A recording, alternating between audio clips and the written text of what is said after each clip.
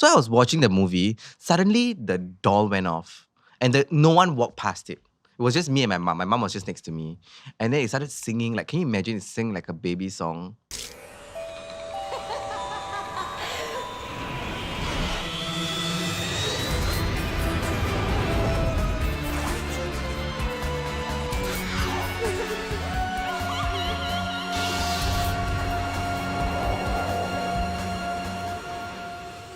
My name is Das. My name is Far. My name is Wayne. My name is Kyle. And this is Tales from Incredible Tales, inspired by the classic MediaCorp series, where we explore different aspects of Southeast Asia's supernatural culture.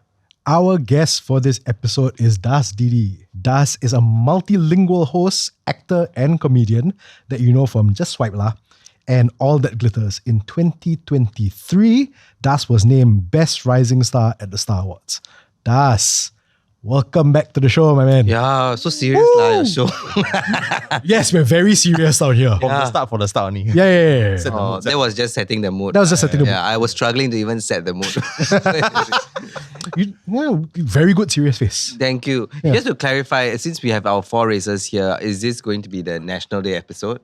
Unfortunately, no lah. guys, it's SG60. Every episode is a National Day episode. Correct. Very fair. Correct. Yes. Okay. It's just that this is our CMIO episode. Oh, Yes. okay. But very, very close to SG60. Because tonight, we are exploring Singapore's most popular urban legends, from the Pakwa-shaped dollar coin to the bones of the Benjamin Sheares Bridge. This episode's topic is inspired by the original Incredible Tales episodes, White Lady. Every Singaporean supposedly used to carry around a good luck charm. Part of the Singapore dollar coin looks like a Chinese bakwa, which is used in Feng Shui as a protection against negative energy. Rumor has it Feng Shui masters warned that the then still under construction MRT tunnels through downtown Singapore would have a negative effect on us. So the dollar coin was a way to ensure that we all carried around a bakwa with us at all times. Some people even believe that this was the idea of our late Prime Minister Lee Kuan Yew. Do you think there's some truth to this urban legend? Thus, when you did that video about ghosts in an offshore island, did you carry around a lucky or religious charm of any kind? Oh, definitely not a coin because we were cashless by then. No, but Dennis said that, he carries a $1 coin as he filmed the entire series. Really? Yeah, so he always has a $1 coin with him. And he only told me once we came on set and he wanted to borrow. So I think people do believe in this. And another thing is our SEF crest is also blessed by the 4 religions and all that. I mean, to make sure that we are safe when we go outfield. I mean, touch wood if there's a war. So I do believe that a lot of these symbolisms around us, the things that we carry around do carry a lot of meaning. But I never knew that the bakwa thing was a thing. Yeah. Can I be honest? I didn't know as well. Yeah. I to be fair, I knew because of you actually. Yeah. I feel like 95% of the supernatural things I know, right, all started with you. But yeah, the moment I saw it, I couldn't unsee it already. Also, the crest thing, we will get to that in a little bit as well. Oh, really? You're very good. You're very good. You segue before you need to segue. What is bakwa? What bakwa? Pakwa. Is the Bakwa, is it like gossip? No. Pakwa, like the 8 shapes. You see, there's a shape to it. Oh. I do love that Dennis carries around the $1 coin with him everywhere he goes. I think I'm going to start doing that as well. Hard to find lah. Hard to find, but if ever I need to go supermarket, I need to use the trolley, at least I got the $1 with me. Yes. Yeah, your groceries will be very well protected. Exactly. Until you leave the place. I keep the $1 coin. Oh, you take back. You take back the $1 I don't give them. Wow, come on, man. Hard to find $1 coin. Yeah. There's another aspect to it actually that I like to share, which is the crest of Singapore. The two The lion lions. and the tiger. Yeah. Then plus the 5 stars and the logo. So that is also on the crest. Yeah. So it represents the country. In Mandarin it's called Wei Yan. Like there's the aura that because it's the highest one. Government is authority. So then the go see already scared. Supposedly. Coat of arms, is it? Yeah, the coat of arms.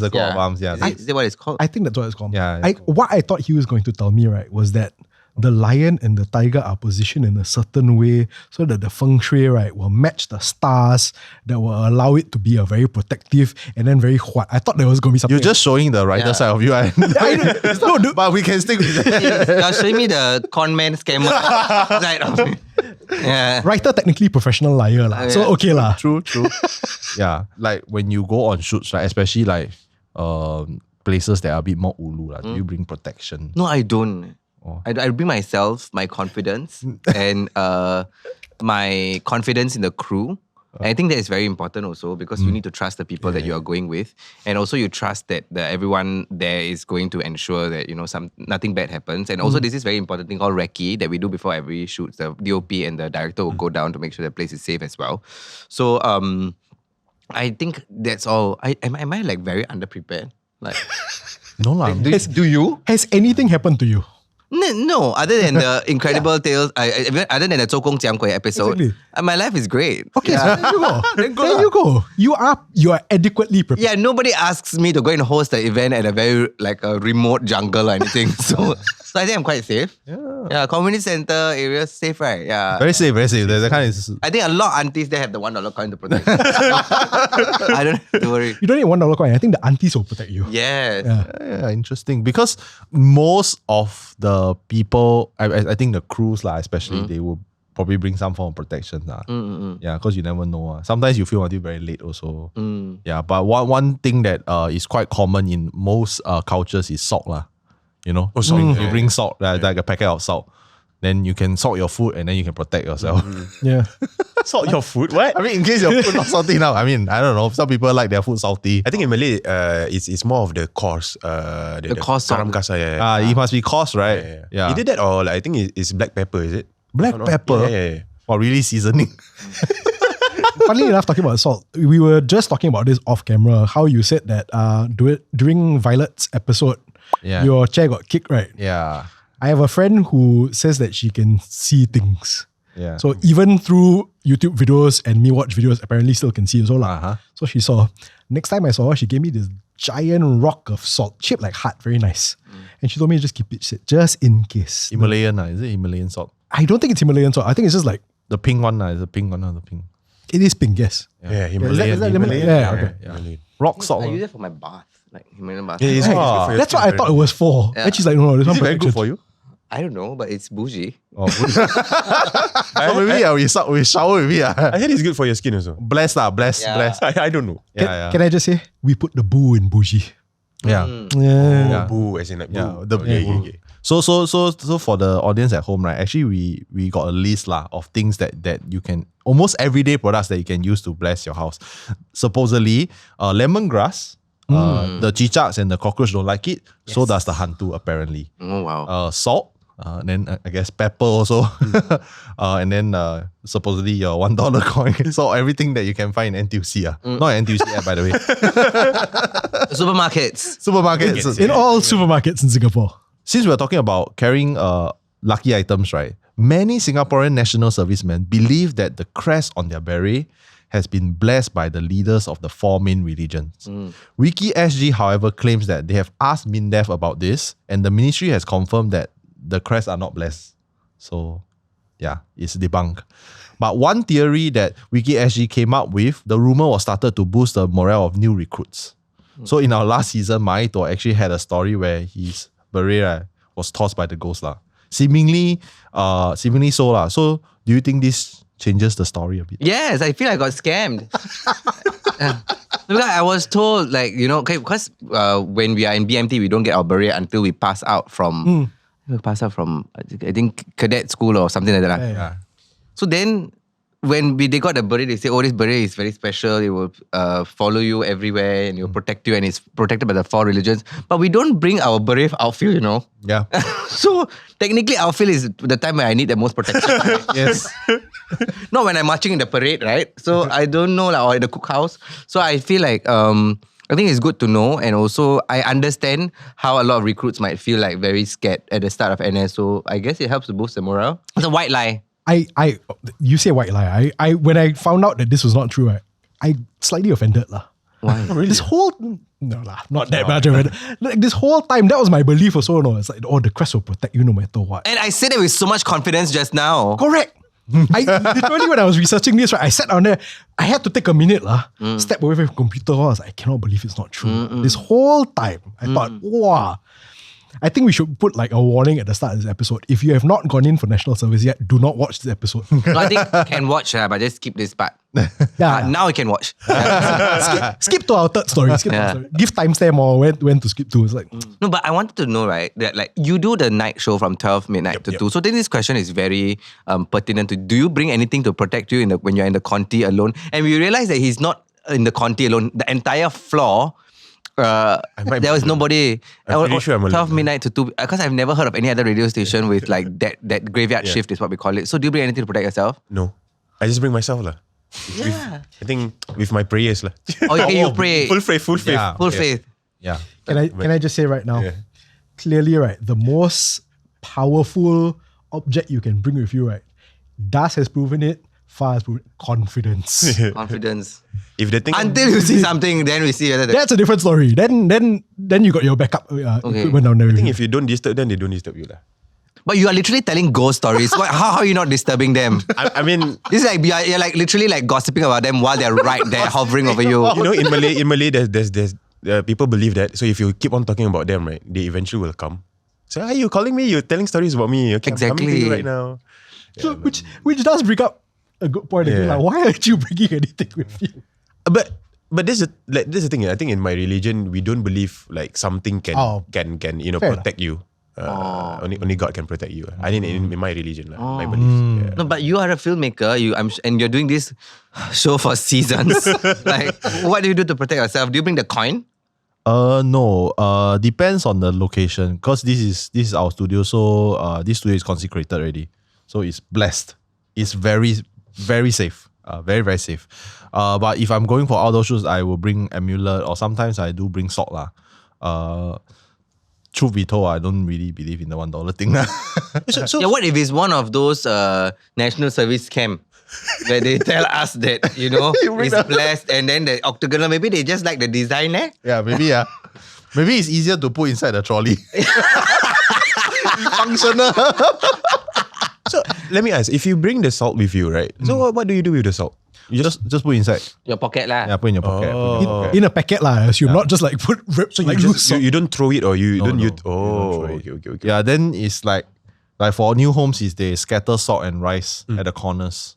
Yeah, a bit wasteful lah, but I mean, if you want to protect yourself from the ghosts, it's okay lah. Just use the salt. It's a good investment. Yeah, I guess. Yeah. Since we started doing this, I think it was last season.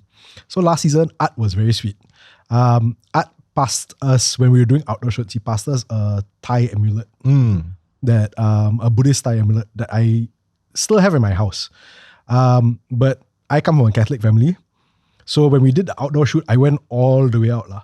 So I brought like the Catholic rosary. I brought the Buddhist amulet that Art passed us. We had the Taoist talisman that Master Jason gave us. I got that. There was a certain color underwear that I was supposed to wear or not supposed to wear. I followed the rule on that one also. Okay. Can we tell us more about that?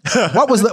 Not supposed to wear red, right? Not supposed to wear red. Must wear red. Okay, so I couldn't remember whether yes or no. I wore red underwear. I saved that one pair of underwear down there just for the outdoor shoot.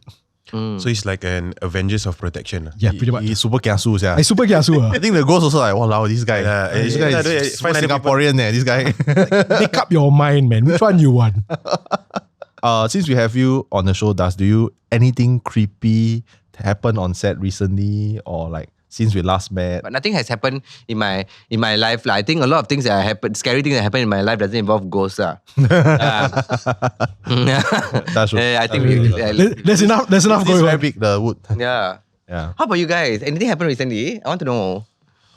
Okay, I mean, we can... I'm sure you have. Like, I feel like every week he has news stories. Every week something happens to you. No. His life. No, but since we're on this topic on like towing the line, right?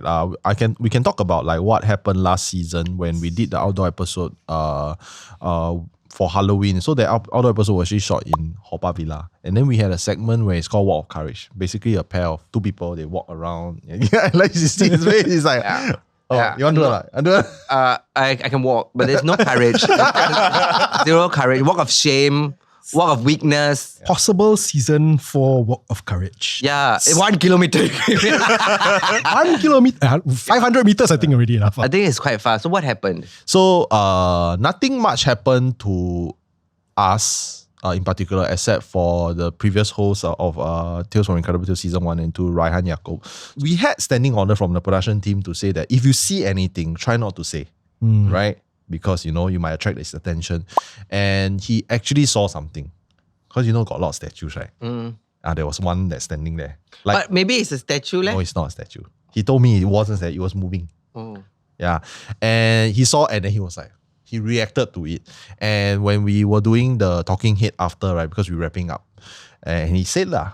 And then I think it attracted the attention of that particular entity that it was trying to attach itself to him. And he was very close to being possessed. So we were quite concerned for him. And then he did his prayers. His faith was strong. So I think he managed to repel it. And at the same time, when I was doing the talking head, because I'm directing and hosting, so I'm looking at Art.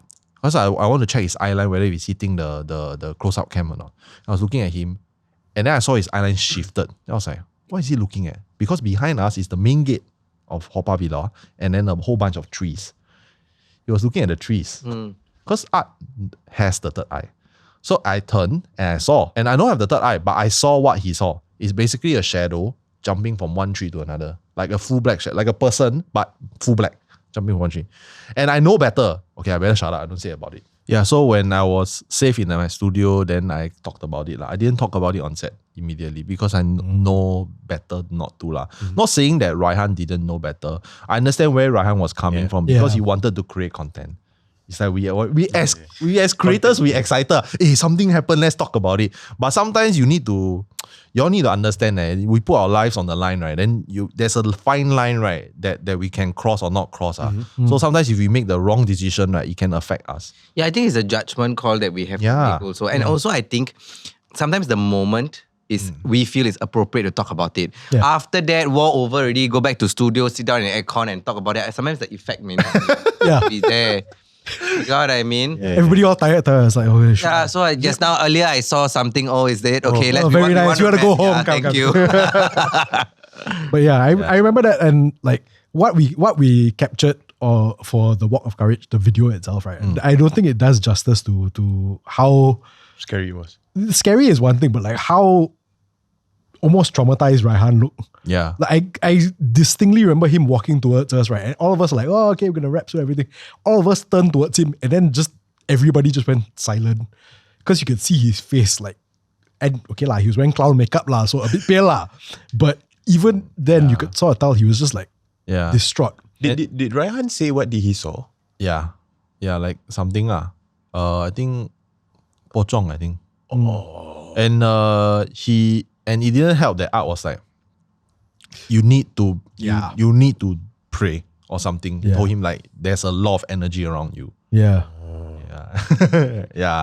And Art was very nice. He's like offered to sage and all that kind of thing. I mean, Art is great. I really watched him from I was very, very young MTV, and then I saw Incredible Tales and all that. After hearing all this, I think I'll be fine. I don't have to be friends with him. I cannot deal with someone telling me like, oh, by the way, there's energy around you. Like, ignorance is bliss sometimes, you know. I think the wonderful thing about Art is, right, I think he understands anybody who would rather take the ignorance is bliss stance on thing. Because I think he's that way with me. Yeah. He was that way with me, and then because we shot it out of order, like the episodes, so he was that way with Raihan when we did the Bukit Brown episode as well. So he was with me, with me and with Raihan, he's completely distracting us. Just being very entertaining and then very jovial. No, I'm just joking about that, but I just feel like I think in that moment his advice was very critical also, like to pray, and I think maybe Raihan was too dazzled, to like make decisions on his own. But I wanted to ask you, so what happened was he saw the thing and the mistake he made was talk about it immediately, is it? Yeah. So when he saw it, it was fine. Yeah. It's only after he said, oh, I saw, then after that, then like the thing, oh, yo. Yeah. Then I think he attached himself and I think because he was very tired, overworked then your constitution weaker then they can tend to latch on. Yeah, so I think that is a judgment call thing. Yeah, I mean, I'm very happy that he did it, but I'm also very concerned as a friend that actually is safety first lah. Come on, yeah. So that's why we always draw a line where we don't go too far. But then the line is you can move what is too far? Yeah. A horror show on your radio from 12 midnight to 2 a.m. Yep. So are there any moments where you feel like, hey, I think I should stop talking? So there's this one moment. I remember talking about Kampung Punggol. So there's this sender. They send their story about Kampung Punggol. So back then it was called Kampung Punggol, right? So not much buildings and whatever, not right. So I remember in the story I was talking about Pontianak. So the father saw a Pontianak in the window, right? So as soon as I talk about it, as soon as I said, ayahnya ternampak ada kain putih. Berkibar di tingkap, and then suddenly there's a paper bag. Okay, opposite. Wait, I just translate. He said, my father saw a white cloth flying at the window. Amazing. Okay. All right. So as soon as I said that, there's a paper bag. Inside the paper bag, there's a phone, and then there's a mic, like the lavalier mic, right? Suddenly, out of a sudden, and there's no wind, there's nothing, Suddenly, pop, and it was super loud, It was like it's not like it fell, but it's more like someone slammed it. Yeah. So on air, you can hear that. I was like, you legit can hear. I stopped for a while. Then my I goosebump all over my body. I was like, my body suddenly turned very hot. I was like, what should I do? Should I continue the story or should I just say, okay, I will continue later? I don't know what to do. Then I decided to continue the story. I end the story first, and then throughout that night, right, I felt something was inside the conti with me. I felt like, the sensation, the feeling that, somebody is like watching me. Somebody is like behind me walking around. You get what I mean? Yeah, so I felt that. But I mean, just to add on, like on the ghost stories, right? Zhou Gong's his slogan is 你在听,他们也在听. It's like, if you're listening, so are they. Yeah. Right? So when you talk about them, it tends to attract them. They can come. And recently I found out that they don't abide by time and space. So they can just come here. So what happened during the island episode, when the person said that name, right, it attracted it. Because they go by name and image, I guess. Oh gosh. Yeah, so that's the scary part. When you say that kakak story, that's why it summoned it. So, and then to follow up with the story, that particular week, I have no idea why, but there's this, so I do TikTok live from 1 a.m. to 2 a.m. So concurrent with radio. Okay, so when I was doing live, there's this random viewer. It's not like, she's not watching me every day, but that particular day, I don't know where she's from, Singapore, Malaysia, Indonesia. Suddenly she told me, right, ada dua. Ada dua means there's two. I was like reading the comments, there's two. What, apa yang ada dua, right? I asked her, and then she told me one young, one old. Satu tua, satu muda. I was like, what is satu tua, satu muda? What is one young, one old? And then the viewer told me, I don't know, the viewer told me, behind you. And then at that moment also, I don't know why, I don't know whether it's a placebo effect because somebody told me and then I got scared or what, but that particular week is a lot of things happen at that particular week. I think if I want to continue the story, so I think that Friday, so it was my last day of working for that particular week. After my show, after 2 a.m., I went to JB lah. Basically, I'm going to JB with my brother and also my fiance. So I fetched my fiance at Jurong. All right, I won't name the place, but and then I waited for my brother to fetch me using his car lah. So I parked my bike at the car park and then I went to sit at the void deck with my fiance. So when we were sitting, we were just talking. Suddenly, there's a kakak. The sound, the laughter, kakak laughter. And it was far, The sound was very far, but it was so clear. It was very crisp, Did your fiance hear it? So here's the story. My fiance, the first time she heard it, she's like, nothing lah. That one bird. She go and say it. That one bird lah. Then when she exactly after she said that one bird lah, then suddenly another the sound happened again. The laughter sounded again. Then I was like telling her, why you go say it out lah? Why you tegur? Alamak. Then like we were scared already. We were scared. Then we want to go JB, right? So long story short, my brother fetched me. So my brother was driving. My fiance is scared to be alone behind. She's sitting in front, and I sat at the back. at the back of the seat. So it was the car was a Vezel, okay, Honda Vezel. So we went through the ICA, the custom, the checkpoint, right? So the IC officer, we give our passport. The IC officer asked us, how many people are? Standard, right? They will ask, how many people are? And I say, 3 people. Okay, then the IC officer check. Oh, okay, Farihin, this one. Then he asked again, how many people are? 3. Oh, then he check again, Oh, this one. Then he asked the third time. For the third time, he asked, how many people? And then at that point of time, my brother looked at me, my fiance turned around, looked at me. I look at my brother, I look at my fiance. I think something followed us already. Yeah, because cannot be what. There's no reason for, like I've been to JB a lot of times. Rarely the officer will ask me how many people 3 times. Let's be honest. So I don't know. But then did they detain the fourth No. person? No. No. Okay. They just let us go. The power of the crest. Yeah. So he just like, okay, go. Yeah. And he was a Malay officer, So he knows I'm not sure. But then right after that, we got a hotel with our cousins, and our cousins were all waiting at the hotel, right? So after we slept, the next day then we felt okay. If not the whole night, right, we felt off. We felt off because of the incident. So this urban legend is a little bit darker. It's a lot darker. So in the late 70s, around the time of the construction of the Benjamin Sheares Bridge, child kidnappings were rampant in Singapore.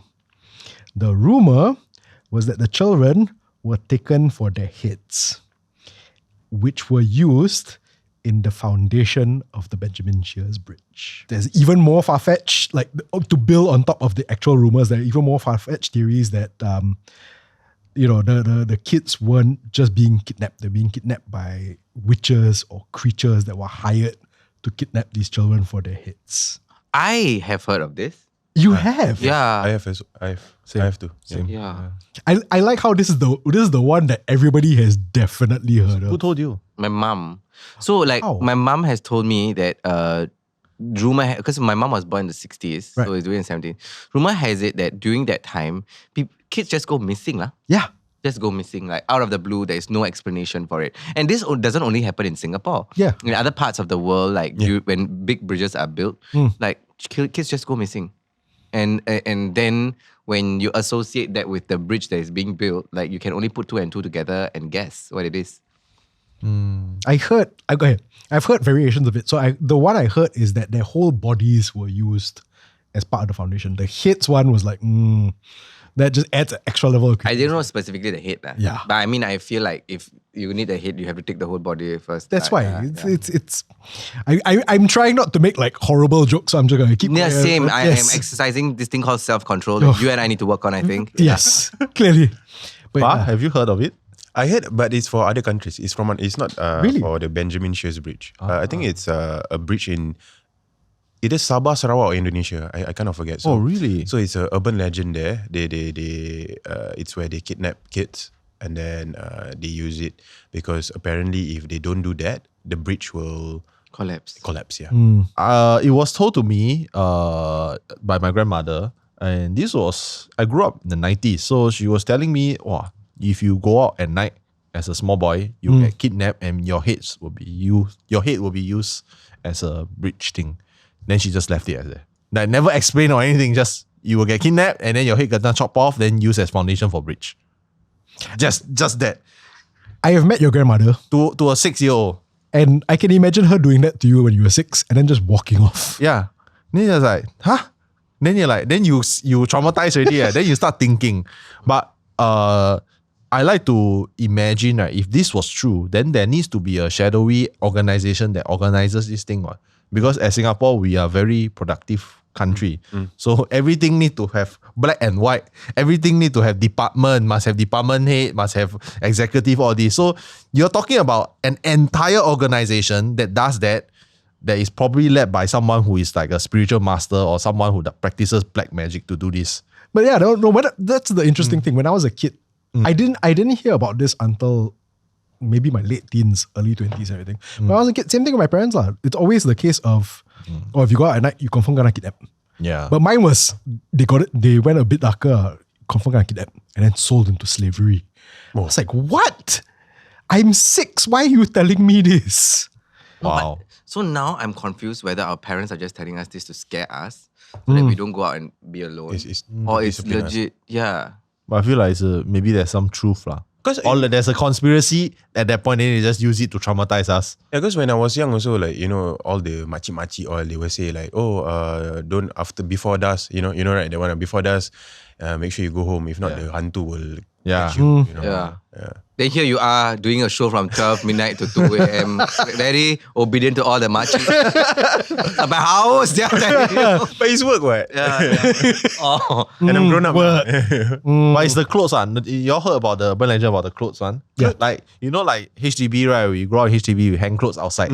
Then there's a legend. Because my grandmother, she grew up in Malaysia. So, kampong lah. She say they will always keep the clothes at night. Because if, let's say, the penanggal fly over, it's a ghost with head and entrails only. Then the blood drips on your clothes.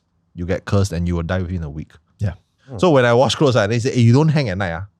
You don't hang at night. You bring it back. Kena whack. Or... Yeah, I mean, like, if you think rationally, right, is it because because at night you're sleeping already, so let's say if it rain or what, right, then your clothes will get wet again. You get what I mean? And then like, double job. Then you waste water, you waste soap. Yeah, it could be. So the takeaway is that the machis of the era, right, they trauma us to saving water and being safe. I guess there's a silver lining. I think the takeaway of this, right, is all the hantu getting blamed for a lot of stuff that they're not responsible for. Yes, yeah. Yes. Sad to be them. Yeah, that's right. I'm sorry. But I mean, that it goes back to what we've said quite a number of times before, where all these ghost stories, all these urban legends, and everything. It started because some parent doesn't want their child to do a certain thing. I don't want you to go out late at night. I don't want you to do this. So I'll make some story up and then scare the crap out of you, and then you of course listen lah. All right. Our last urban legend involves one of the most popular kids show in the world. Many Singaporeans who bought Teletubby dolls back during the show heyday claim that the dolls were possessed by satanic forces and came to life at night. While debunking this urban legend can be a bit tough, since all the supposed incidents were almost always from a friend of a friend, the fact that another popular kids' toy line, the Furbies, were also accused of being possessed makes the demonic Teletubbies seem less plausible. So did you or anyone else have a Teletubby doll? What do you think of this urban legend? Actually, I do. I did have one. You had Teletubbies, Tinky Winky, Dipsy Lala. Po. I had Po. Pink color one. No, red. Red I'm colorblind also. So that's, the smallest one kan? The youngest one. Different sizes. So the he was the youngest. Oh. He was the youngest Teletubbies. Oh, is it? Yeah. Dipsy Lala. Po. Yeah. So the last one means the youngest. I think so. And he's the cutest one. He's like he's the cutest, my favorite actually. So the doll, right? If I recall correctly, like the eyes were like. I don't know how to activate that, but it will like. It will blink. Just spoil. No. It's when we bought it was like that. Oh. But I honestly can't recall what happened to it. Do you have a Teletubby? I don't have a Teletubby, but I had a doll and it was a haunted doll. Huh? Yeah. So you tell your story first. Dah habis kan? That was it. Oh, that was all. What? Yeah. You're doing Teletubbies advertisement or what? You tell ghost stories, just telling us that you got one. I mean, I had that. Nothing happened lah. Nothing happened. Oh. Okay. So there was once my dad bought me a doll when I was really young. It's like a teddy bear, but then there is a sensor in front. Oh, okay. So if you like, for example, then kids, you walk past it or you touch it, then you sing a song or whatever. So there was once I put it on top of my piano at home. I know I'm very classy. I can play the piano. Yeah. Then I was watching TV with my mom, and we watched usually on Saturday until very late at night. The house that I was living in was creepy at AF. There were a lot of, sometimes when I'm at home, I feel someone walking behind me. Then I think my mother went to the room, but actually she's still in the kitchen. That kind of weird stuff constantly happens. So I was watching the movie. Suddenly, the doll went off. And no one walked past it. It was just me and my mom. My mom was just next to me. And then it started singing, can you imagine it sing like a baby song? Twinkle, twinkle, something like that. little star. Okay. So then I looked at my mom. And clearly both of us were very freaked out. Then after that, I look at my Sama, what's that? They say, oh no, this kind of things happen lah. I think the sensor got problem. But then later on, we realized that it's scary. So I think it's very important, right? When we bring in images of other things to our home, I think it's important for us to know that it not only can be haunted, but it gives the opportunity for these entities to use those things to like gain attention from you. Actually, it's quite true because in Malay also, right, by right, in my religion, not in Malay, in my religion, by right, we are not supposed to keep all these like teddy bears, dolls and whatnot.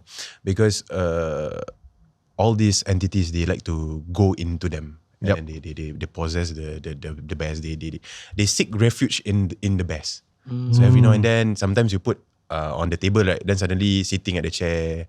Then sometimes when you're sleeping, you wake up, you see like why the teddy bear like looking at me like that? You know, you get what I mean? So yeah. Then you go and sayang, she's just possessed. So you sayang the ghost lah. Yo, Creepy, no? you don't have I didn't have Teletubbies. I mean, jumping onto what you mentioned, right, like about dolls being thing, because actually we also believe in that. So there's a way to negate it. So especially for nowadays, a lot of people like to collect all these figurines and stuff, right? One way that I've heard is actually you paste a red square paper on the bottom of it, and that's it. Or in my religion, we believe you just play with it. Honestly. Yeah. Like, if you buy a lot and it's for decoration purposes, right? I think today you take this one, you play with it, and you put back. Then tomorrow you take this one, you play with it. It's when you leave it idle. Yes. You need to play with it. So you must tell it, it's a bit silly. It's like, you are a toy. Yeah. You are a toy. Put it back. You are a toy. Put it back. You are not a home to others. Yeah, you're not. Yeah. So yeah, I guess that works. So fun. This question is for everyone. If you could start a truly Singaporean urban legend, what would it be? Okay, so I feel like everybody wants to be a content creator now.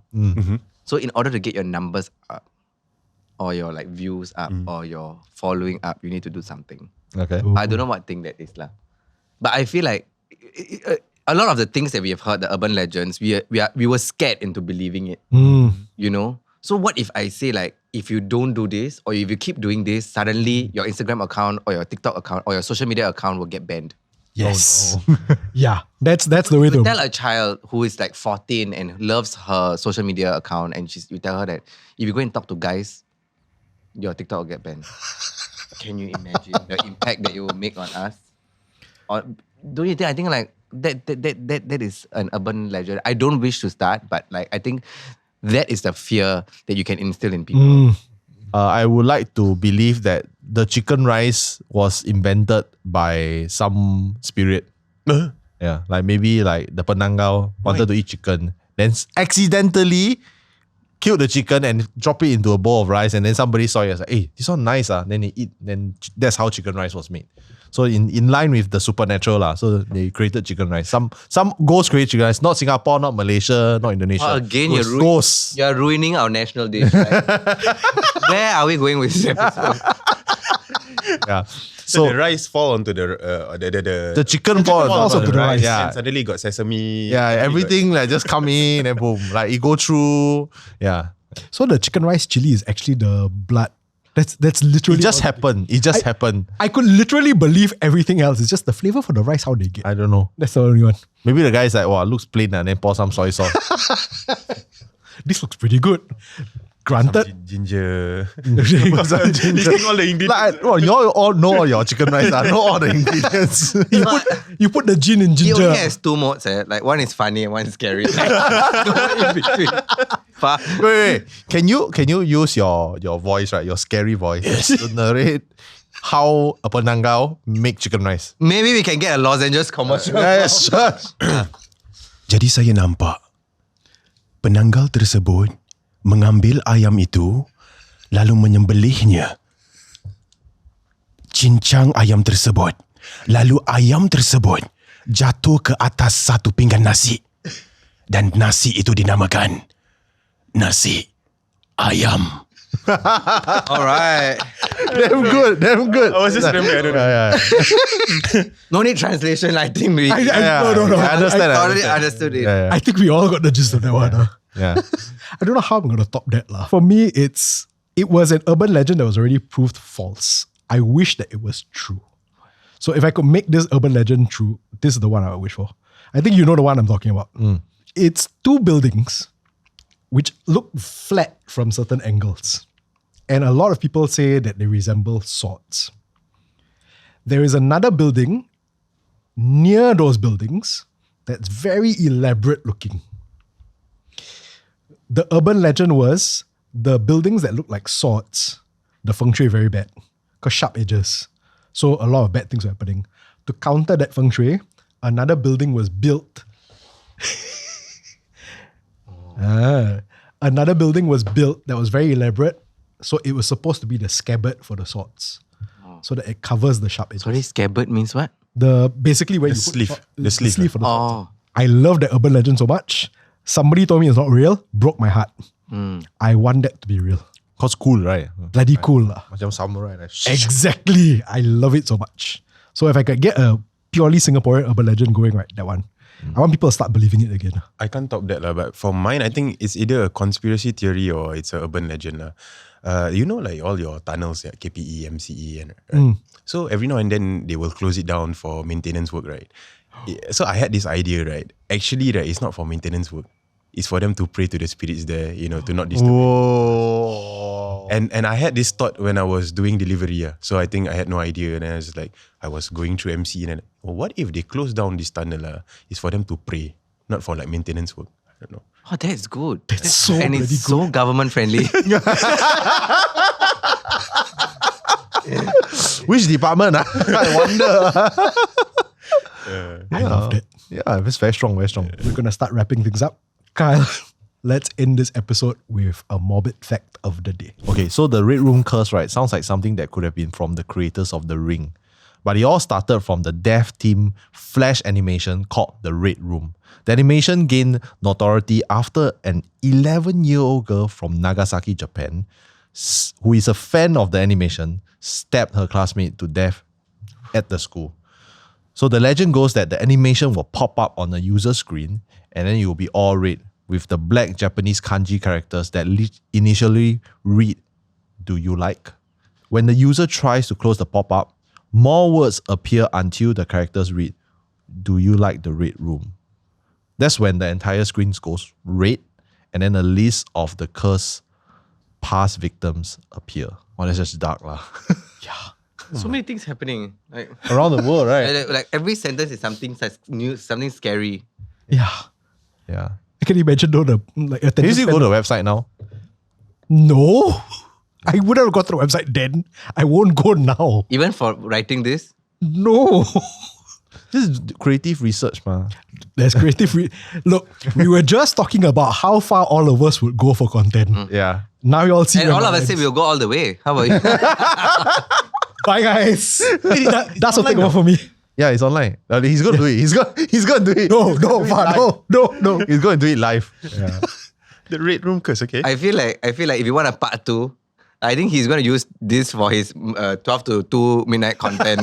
Like whatever he cannot say here, he's going to say there. Yeah, so you will have an English and Malay version of everything. Yeah. But have you heard of this kind of curse? Like, No, I've never heard. like the internet one. The room 4 something. Yeah. 411, room 411 or something. No, So you I go mean, on the very good side of internet. Like funny, fun side. We talk about Fun. normal things. Talk about normal things. Yeah. what side of internet are you on? Oh, this is like secondary school. They, you know, like your friends say, hey, you know, got this website. It's the ghost website. Then you go. Then you will play a video. Then you pop out and then scare you.